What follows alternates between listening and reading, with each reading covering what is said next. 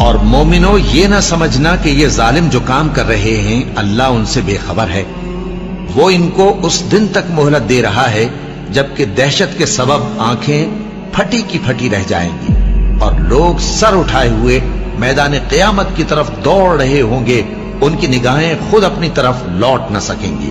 اور ان کے دل مارے خوف کے ہوا ہو رہے ہوں گے۔ جان رکھو کہ دنیا کی زندگی محض کھیل اور تماشا اور زینت و آرائش اور تمہارے آپس میں فخر و ستائش اور مال و اولاد کی ایک دوسرے سے زیادہ طلب و خواہش ہے،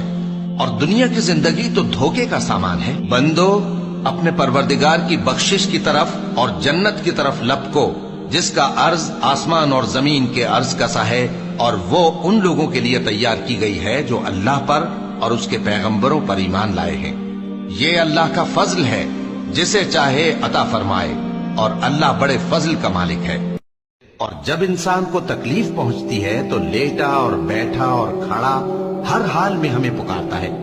پھر جب ہم اس تکلیف کو اس سے دور کر دیتے ہیں تو بے لحاظ ہو جاتا اور اس طرح گزر جاتا ہے کہ گویا کسی تکلیف کے پہنچنے پر ہمیں کبھی پکارا ہی نہ تھا۔ اسی طرح حد سے نکل جانے والوں کو ان کے اعمال آراستہ کر کے دکھائے گئے ہیں۔ اور ماں باپ کے ساتھ بھلائی کرتے رہو، اگر ان میں سے ایک یا دونوں تمہارے سامنے بڑھاپے کو پہنچ جائیں تو ان کو اف تک نہ کہنا اور نہ انہیں جھڑکنا، اور ان سے بات ادب کے ساتھ کرنا، اور عجز و نیاز سے ان کے آگے جھکے رہو اور ان کے حق میں دعا کرو کہ اے پروردگار، جیسا انہوں نے مجھے بچپن میں شفقت سے پرورش کیا ہے تو بھی ان کے حال پر رحمت فرما۔ اور جو کوئی اللہ سے ڈرے گا وہ اس کے لیے رنج و غم سے نجات کی صورت پیدا کر دے گا اور اس کو ایسی جگہ سے رزق دے گا جہاں سے اس کو وہم و گمان بھی نہ ہو، اور جو اللہ پر بھروسہ رکھے گا تو وہ اس کے لیے کافی ہوگا۔